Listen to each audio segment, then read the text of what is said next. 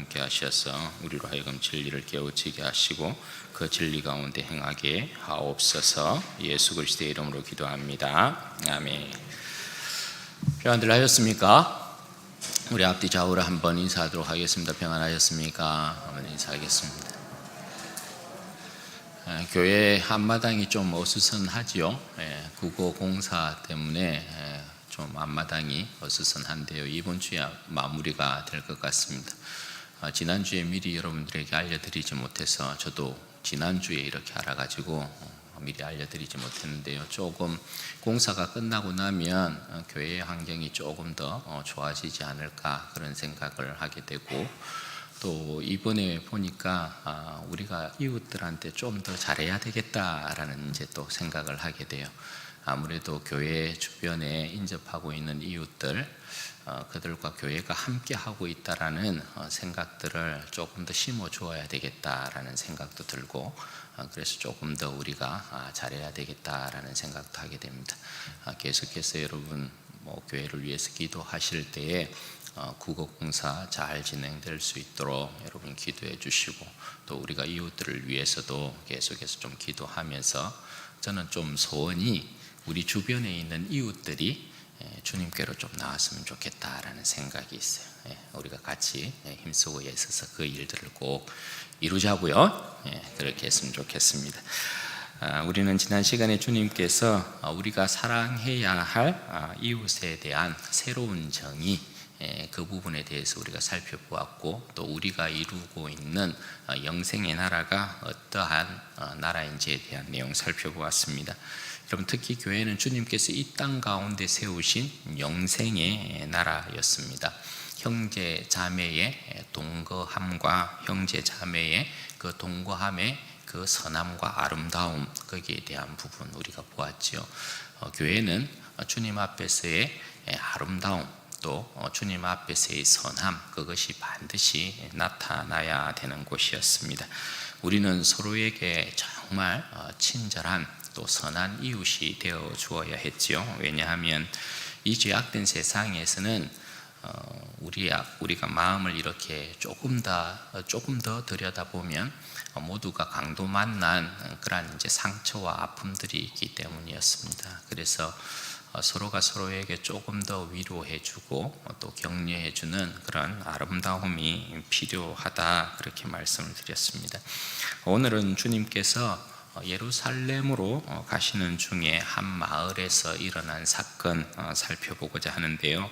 38절 말씀을 보시면, 그들이 길 갈 때에 예수께서 한 마을에 들어가심에 마르다라 이름하는 한 여자가 자기 집으로 영접하더라, 그렇게 말씀하고 있습니다.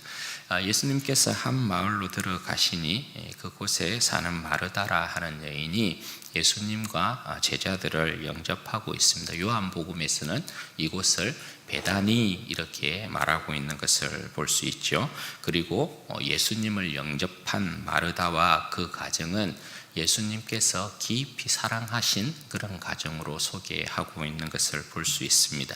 죽은 나사로를 살린 일이며, 또 그 일로 인해서 주님을 위해 잔치를 벌인 마르다의 가정, 또 그때 마리아가 값비싼 향유를 깨뜨려서 주님 발 앞에 붓고 자기 머리털로 씻긴 사건, 그런 사건까지도 상세하게 전하고 있는 것이 요한복음입니다. 왜냐하면 이 요한복음은 주님과 그 백성의 친교를 강조하고 있기 때문에 그렇습니다. 그러나 오늘 누가복음은 요한복음과는 달리 예수님의 복음 전파 사역, 예수님의 선지자 사역에 대한 부분을 강조합니다. 처음부터 누가복음은 예수님께서 희년을 선포하는 것으로 시작하고 있는 것을 우리가 볼 수 있잖아요. 따라서 이 누가복음은 요한복음과 같이 주님과 그 사랑하는 가정의 친밀한 교제를 중심으로 해서 기술하는 것이 아니라 예수님을 영접해서 그분의 말씀을 들음, 그것을 강조하고 있는 것을 볼 수 있습니다. 여러분, 그렇게 예수님을 영접한 마르다는 예수님과 그와 함께 온 제자들을 대접하기 위해서 분주하게 움직이기 시작합니다.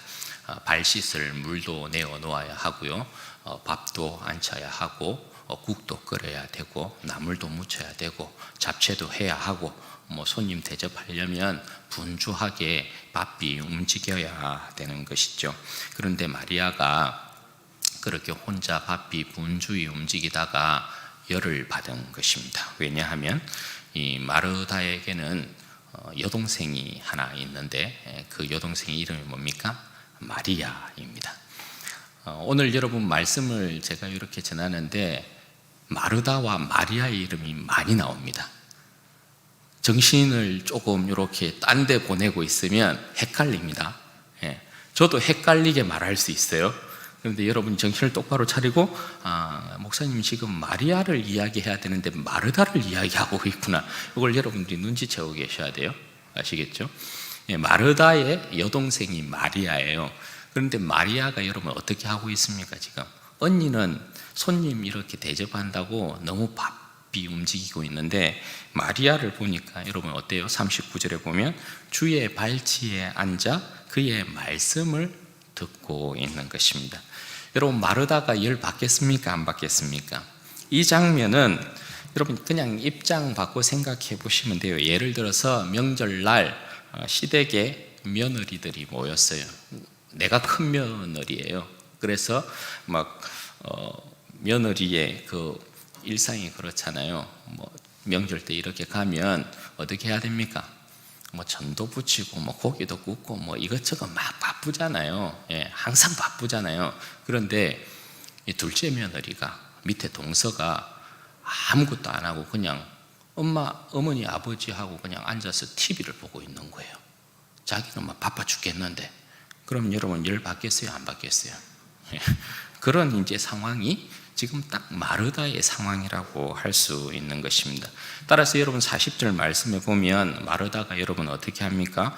예수님께 이렇게 딱 가서 한마디 하는 것입니다. 주여, 내 동생이 나 혼자 일하게 두는 것을 생각하지 아니하시나이까 그를 명하사 나를 도와주라 하소서. 여러분 아무리 생각해 보아도 마르다가 보기에는 이 마리아가 너무 철딱선이 없어 보이는 거예요. 언니가 이렇게 혼자 고생하고 있으면 도와주는 것도 당연한 것이잖아요. 그런데 주님 발 앞에 딱 앉아서 주님의 말씀을 이렇게 듣고 있는 거예요. 언니 도와줄 생각은 하나도 없는 거예요. 그런데 동생은 그렇다 치고 마르다는 이런 생각을 하는 거예요. 그런데 왜 주님은 아무 말씀도 안 해주시지? 지금 마르다가 주님께 말을 하고 있는 이유가 이것이거든요. 주님은 내 상황을 분명히 알 건데 그럼 마리아에게 이야기해서 가서 언니 도와주거라 이렇게 말씀해 줄 법도 한데 왜 주님께서는 아무 말씀도 안 하시고 그냥 마리아가 주님 발 앞에 이렇게 앉아서 말씀 듣고 있는 것을 그냥 그대로 허락하고 계시지?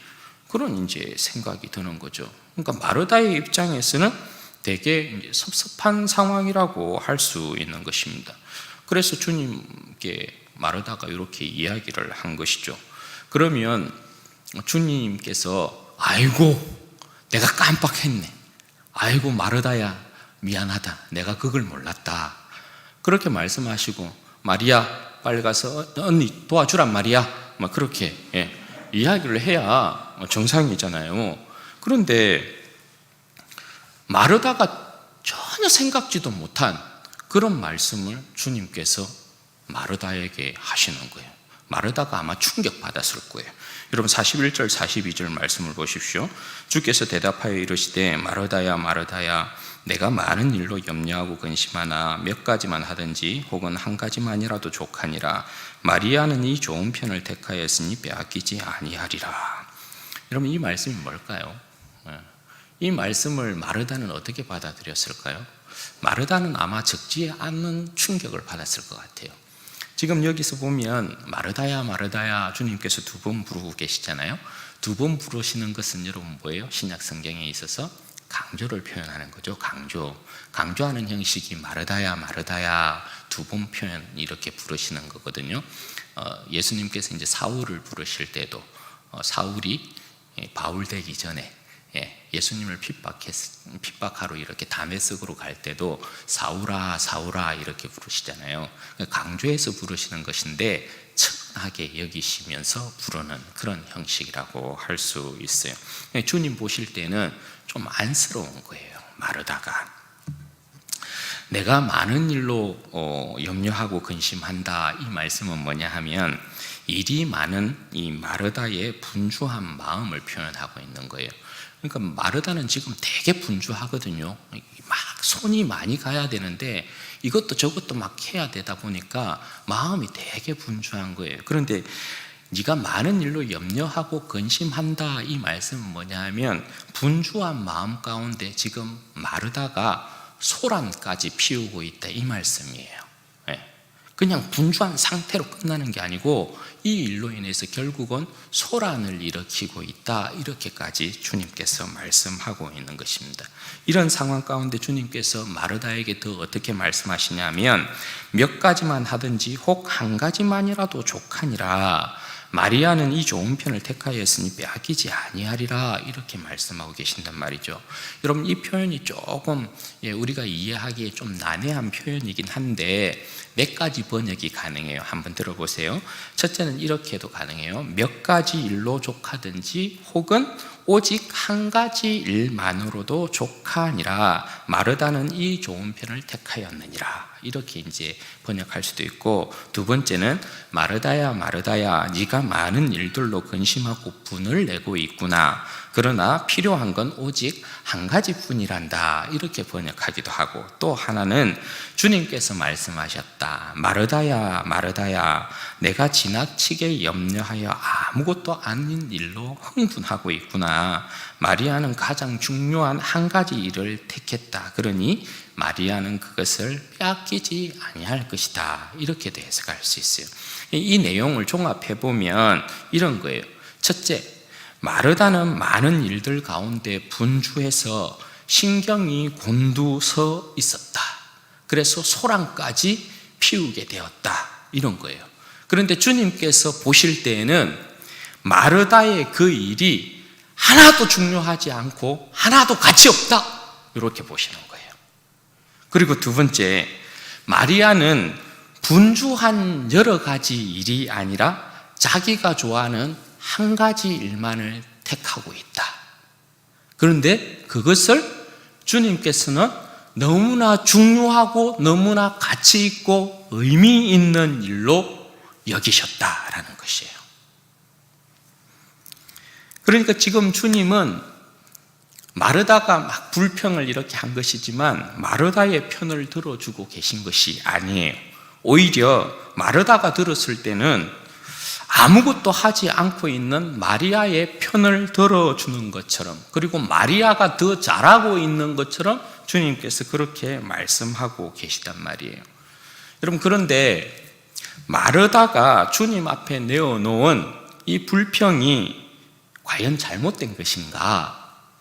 여러분, 그렇지 않다라는 것입니다. 마르다의 입장에서는 마리아의 행동이 분명히 잘못된 행동이에요. 왜 그렇습니까?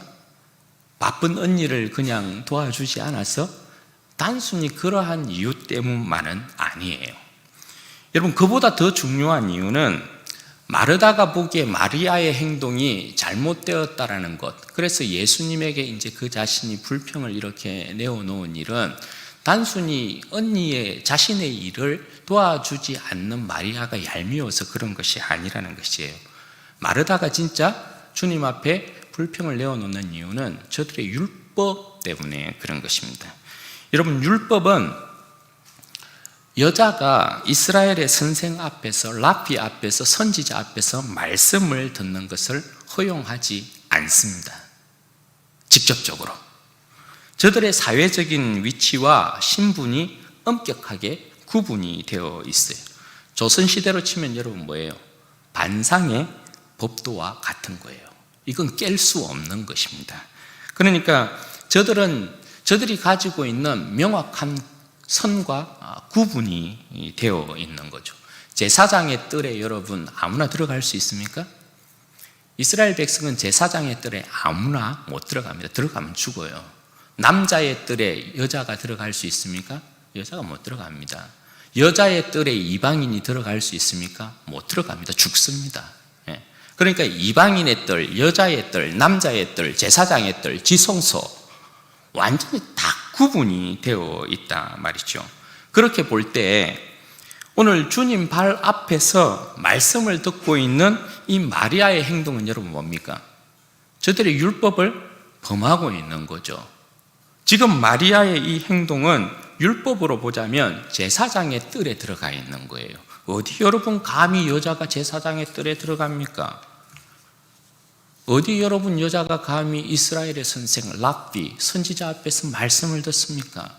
그런 일은 있을 수 없어요. 손님을 영접했으면 여자의 역할은 뭐냐면 그 손님을 대접하기 위해서 부지런히 움직여야 하고 또 대접하기 위한 것을 내어놓아야 돼요. 이것도 여러분 여성에게 있어서는 그들의 율법에 있어서는 아주 중요한 일이에요. 나그네를 손님을 대접하는 일은 아주 중요한 일이거든요. 그들에게 있어서. 그러니까 남성의 역할과 여성의 역할이 완전히 구분이 되어 있는 것이라고 할 수 있어요. 그런데 이상하게 주님께서는 마르다의 편에 서서 말씀하지 않으시고 마리아의 편에서 오히려 마르다를 책망하시듯 그렇게 말씀을 하고 계시단 말이죠. 그럼 여러분 이것이 말씀하는 바가 무엇일까요? 여러분 주님께서 마르다에게 말씀하시는 내용이 의미하고 있는 바는 땅에서 시작하신 하나님의 역사를 하늘의 역사로 완성시키는 새로운 나라를 말씀하고 있는 거예요. 마치 뭡니까?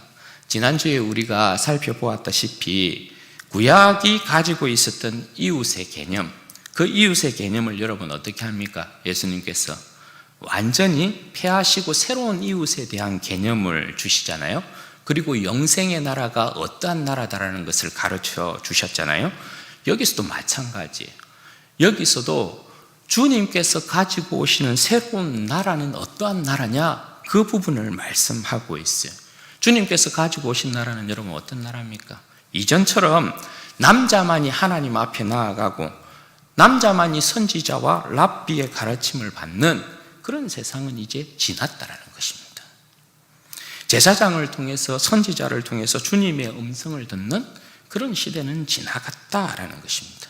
여자들만 손님을 대접함으로 의무를 다했던 그런 시대는 지나갔다라는 것입니다. 이제는 너나 나나 할 것 없이 모두가 하나님의 음성을 직접 듣고 가르침을 받는 시대가 왔다라는 것입니다. 왜 그렇습니까? 지금 마르다의 집에 누가 온 겁니까? 하나님의 아들이 오셨단 말입니다. 하나님의 아들이신 예수님께서 그 백성들에게 직접 찾아와서 하나님의 생명의 말씀을 전하고 가르치고 있다라는 것입니다. 주님의 음성을 직접 들리시고 있다라는 것입니다. 조상들과 선지자들이 듣고 싶어도 듣지 못했던 주님의 그 생명의 말씀, 계시의 완전함을 전하고 있단 말입니다. 그러니까 여러분 뭐 해야 되는 거예요? 지금 중요한 건 뭐예요? 지금 그 순간에 가장 중요한 것은 누구든지 주님 앞에 나와서 주님의 생명의 말씀을 듣는 거예요. 다른 그 어떤 것이 중요한 게 아니야. 생명의 완성자, 계시의 완성자이신 예수님께서 아버지의 모든 비밀을 그들에게 가르치고 있단 말이에요. 말씀을 생명으로 여겼던 이스라엘 백성에게 하나님의 아들이 직접 오셔서 하나님의 음성을 들리시고 있단 말이에요. 다른 게 중요한 게 아니란 말입니다. 주님의 말씀을 듣는 것, 그것이 지금 가장 중요한 것이죠. 왜냐하면 주님께서 이 땅 가운데 오신 이유가 먹고 마시기 위한 것이 아니잖아요. 그 백성 가운데 뭐예요? 생명의 말씀을 전하기 위해 오신 거잖아요. 그러니 주님의 말씀을 들어야 되는 것이죠. 주님 나라에서는 여자뿐만 아니라 어린아이들, 죄인들까지도 주님 발 앞에 앉아서 말씀 듣는 것을 막을 수 없어요. 왜냐하면 주님께서 모든 백성들을 부르셨기 때문에 그렇습니다. 모두가 하나님의 말씀을 듣고 경청하고 하나님의 말씀의 가르침을 받고 그 안에서 생명을 얻도록 하셨습니다. 여러분, 이것이 지금 주님께서 가져오신 주님의 새로운 나라의 모습입니다. 따라서 지금 주님께서 마르다에게 말씀하고 있는 바는 이런 거예요.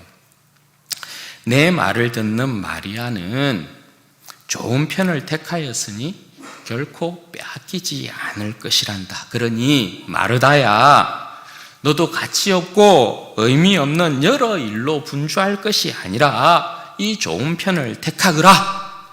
내가 지금 먹고 마시기 위해서 너희 집에 온 것이 아니란다. 내가 너희 집에 온 것은 너희들에게 생명의 말씀을 전하기 위해서 온 것이란다. 이렇게 말씀하고 있는 거예요. 이게 오늘 본문에서 말씀하고 있는 내용입니다. 그러면 사랑하는 여러분, 오늘 우리에게 가장 중요하고 가치 있는 일은 무엇일까요? 여러분, 우리는 무슨 일로 분주하고 우리는 무슨 일로 바쁜 것일까요? 주님 발 앞에 앉아서 말씀을 듣는 것보다, 주님 발 앞에 앉아서 가르침을 받는 것보다 더 중요한 일이 여러분 무엇입니까? 말씀을 제쳐두고, 말씀을 듣고 말씀을 보는 일을 제쳐두고 우리 삶에 일어나는 분주한 일에 묻히는 것은 우리가 모두 누구의 모습을 하고 있는 것과 같아요? 마르다의 모습을 하고 있는 것과 같은 것입니다. 그러나 사랑하는 여러분, 우리는 분명히 알아야 합니다. 주님께서 우리를 사랑하셔서 그분의 말씀을 듣도록 그분의 발 앞에 앉는 것을 허락하셨다라는 것을 여러분 분명히 아셔야 합니다. 여러분, 우리가 감히 주님의 발 앞에 앉아서 말씀을 들을 수 있는 사람들이었습니까? 우리는 이방인이었습니다. 이방인은 여인의 뜰에도 못 들어갑니다. 이방인이 여러분 남자의 뜰, 유대인 남자의 뜰에 들어갈 수 있습니까? 감히 못 들어갑니다. 제사장의 뜰에 들어갈 수 있습니까? 죽습니다. 그런데 우리가 지금 어디에 있습니까? 하나님의 지성소를 열고 들어가 있는 것입니다. 거기에서 주님의 말씀을 듣고 있는 것입니다. 주님의 음성을 듣고 있는 것입니다. 여러분, 이보다 귀하고 영광스러운 일이 여러분 어디에 있습니까? 감히 상상할 수도 없었던 그 일과 그 영광이 오늘 우리 가운데 펼쳐지는 것이란 말입니다. 더욱이 여러분, 우리는 주님께서 십자가에 죽으시고 부활하심으로 말미암아 확정하신 언약의 말씀, 약속의 말씀을 우리는 지금 듣고 있는 것이지 않습니까? 이건 여러분 사도들도 누리지 못했던 영광이에요. 왜냐하면 사도들 시대는 주님의 말씀이 계속해서 진행형이었어요. 그런데 주님의 이 약속의 말씀이 딱 확정된 것은 주님의 부활로 말미암아 이루어지는 역사이거든요. 주님께서 부활하셔서 하늘 보좌에 딱 오르심으로 말미암아 내가 너희에게 행한 모든 일과 약속한 모든 말들이 확정되었다, 이렇게 말씀하는 거고, 그 확정된 말씀을 누구에게 주는 거예요? 오늘 우리에게 들리시고 있는 거예요. 얼마나 여러분 우리가 복된 자냐 하는 것이죠. 사랑하는 여러분, 우리에게 말씀을 듣는 것보다 더 중요한 건 없습니다. 먹고 마시는 것이 우리의 생명이 아니고요, 먹고 마시는 그 일의 분주함이 주님 앞에 중요한 것도 아니라는 것입니다. 오히려 주님의 말씀을 먹고 마시는 것이 우리에게 중요하고 주님의 말씀을 먹고 마시는 것이 우리의 생명과 우리의 영광이라는 사실을 기억하셔야 합니다. 그러므로 우리 삶에 일어나는 이 모양 저 모양 분주한 일들에 우리가 먹고 마시기 위한 어떤 일들에 우리의 어떤 모든 힘과 관심을 집중시킬 것이 아니라는 거예요. 근본적으로 우리에게 중요한 것은 주님의 말씀, 주님의 음성을 듣는 일입니다. 여러분, 주님께서 이 땅 가운데 오신 이유는 우리의 존재를 위한 거예요. 우리를 위해서 주님께서 이 땅 가운데 오셨단 말입니다. 우리가 하는 일들을 위해서 온 게 아니에요. 이 차이를 여러분 분명히 아셔야 돼요. 우리가 분주하게 움직여서 먹고 마시는 그 어떠한 일을 위해서 주님께서 이 땅 가운데 오신 것이 아니고 우리의 생명을 위해서 오신 것이란 말입니다. 예. 이건 부차적인 거예요. 우리가 일하는 이 문제는 부차적인 것이에요. 주님께서 이 땅 가운데 오신 것은 바로 우리의 생명을 위하여서, 우리의 존재를 위하여서 이 땅 가운데 오셨다는 걸 여러분 꼭 기억하셔야 돼요. 그리고 여러분, 우리가 여기서 한 가지 더 짚어보아야 될 문제는 이런 주님의 생명의 말씀을 우리는 어떻게 듣고 있는가라는 것이에요. 우리가 주님 발 앞에 앉아서 주님의 생명의 말씀을 듣는 복된 인생으로 부름받았는데 우리는 과연 주님 발 앞에서 그 생명의 말씀을 어떻게 듣고 있는가라는 것이에요.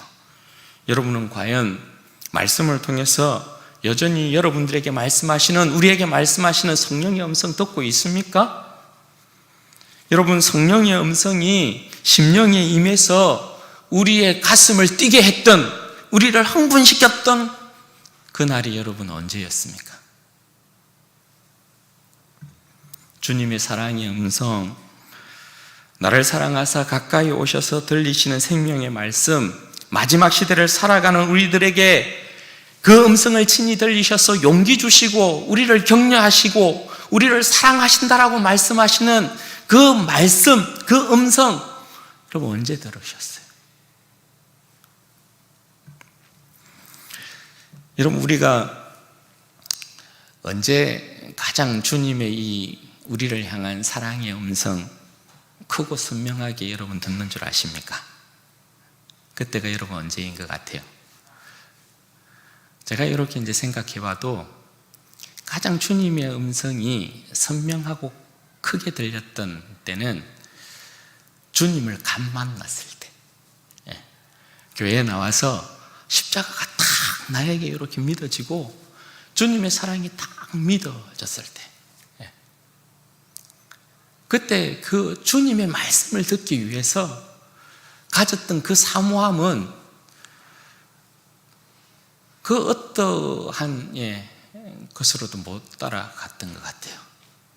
정말 주님의 말씀을 듣고 싶어서 새벽 일찍부터 일어나서 교회 앞에서 그 문이 열리지 않고 있었던 교회 앞에서 기다렸다가 문이 열리면 바로 들어가서 그 송이꿀보다도 단 주님의 말씀을 들으려고 했던 그때 막 주님의 말씀 들으면 주님의 사랑이 막 파도같이 밀려들고 그 사랑에 막 너무 감격해서 세상을 다 가진 듯한 그 부요함 가운데 살았던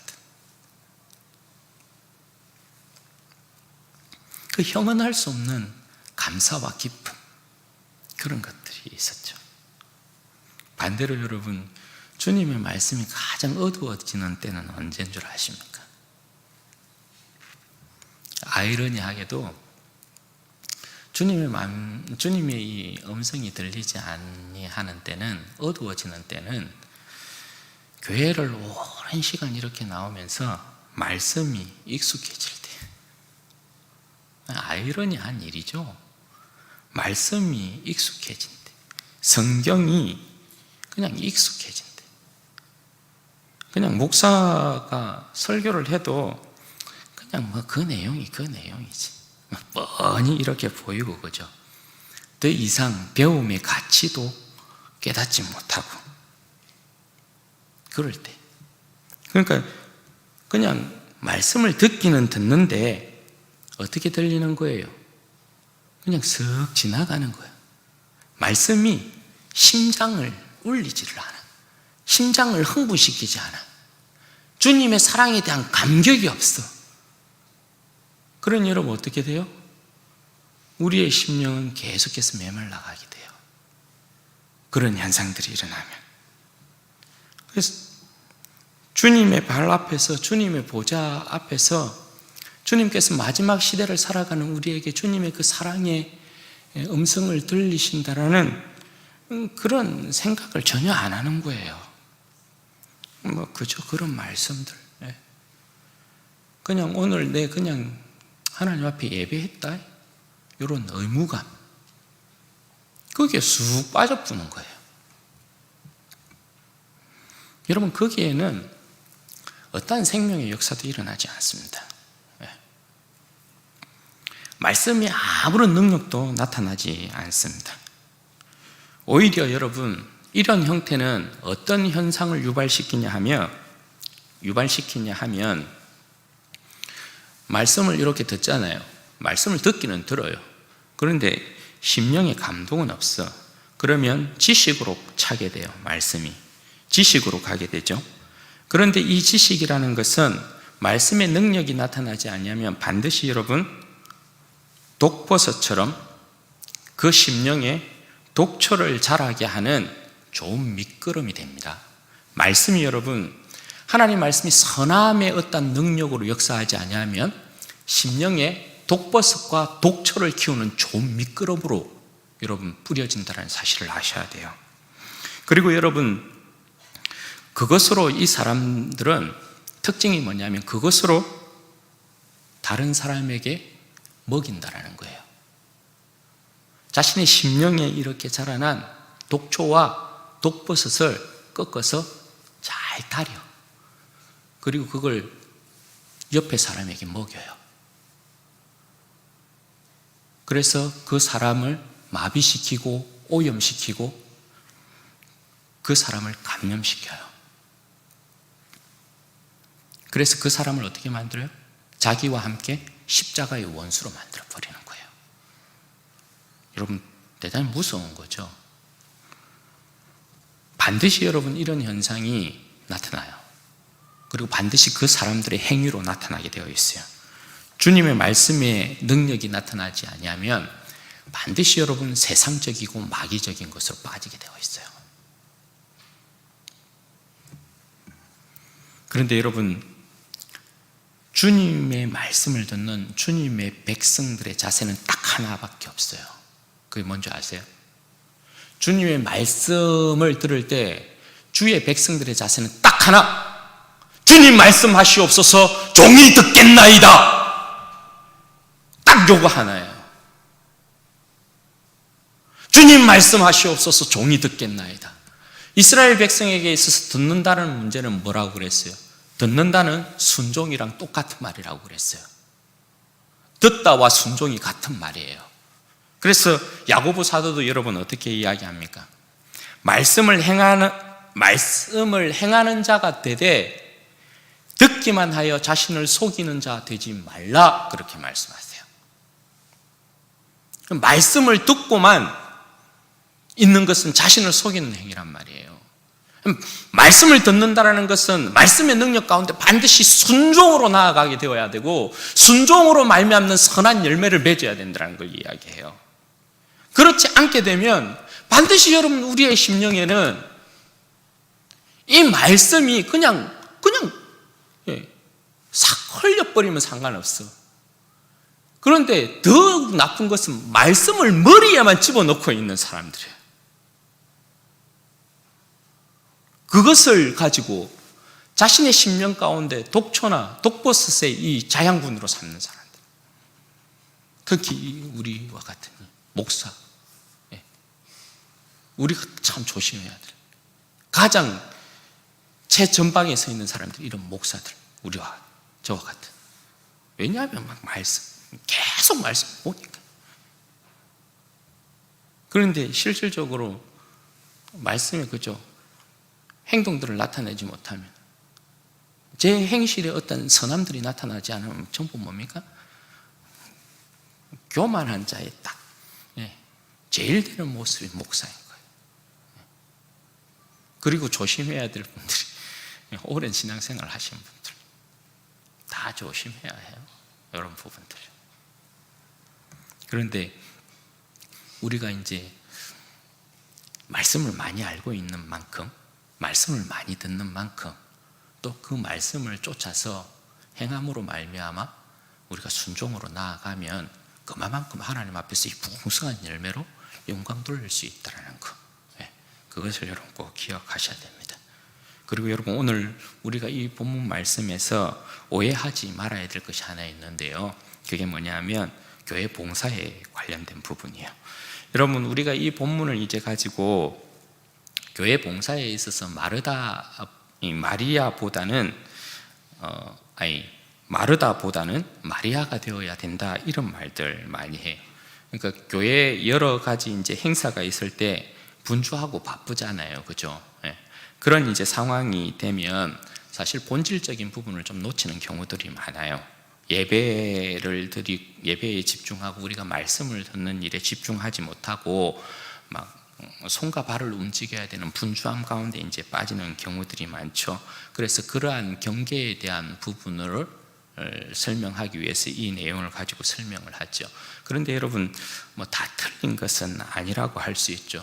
왜냐하면 교회에 우리가 오는 것은 먹고 마시기 위한 것이 아니라 생명의 말씀을 듣기 위해 오는 것이잖아요. 그래서 제일 된 목표는 여러분 뭐예요?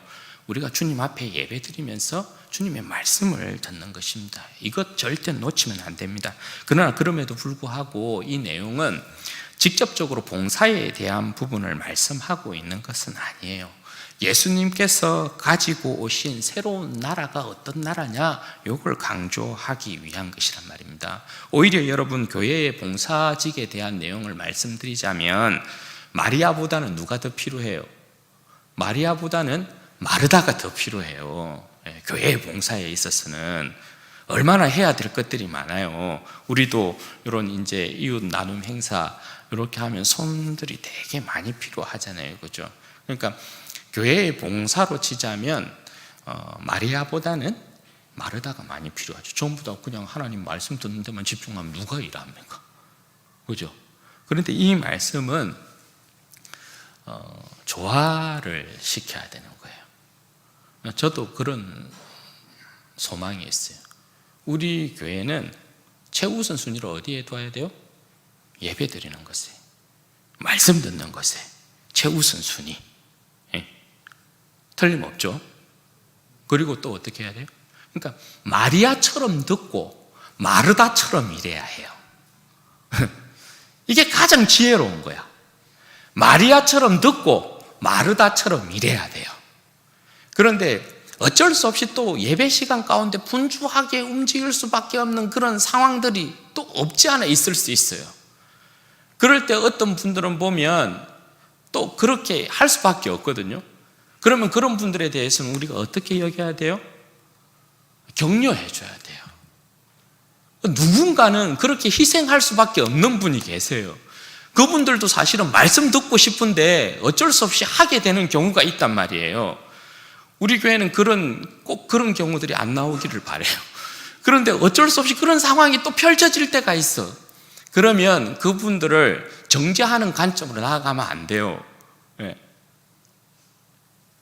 격려해 줘야 돼요. 아유, 그래, 우리가 이렇게 해야 되는데 당신의 희생 때문에 우리가 또 이렇게 풍성하게 또 누린다, 또 우리가 뭘 할 수 있다, 이런 거예요. 그분은 나름대로 뭡니까? 가장 중요한 생명의 말씀을 듣는 시간을 희생하고 그렇게 하고 있는 거잖아요. 그러니까 우리는 정죄할 것이 아니라 격려해 줘야 되는 거죠. 그러나 되도록이면 또 그런 일은 있으면 안 되는 거죠. 우리는 뭐니 해도 주님의 생명의 말씀을 듣는 것에 집중해야 돼요. 그러니까 꼭 기억하세요. 마리아처럼 듣고 마르다처럼 행동한다. 꼭 기억하시면 좋겠어요.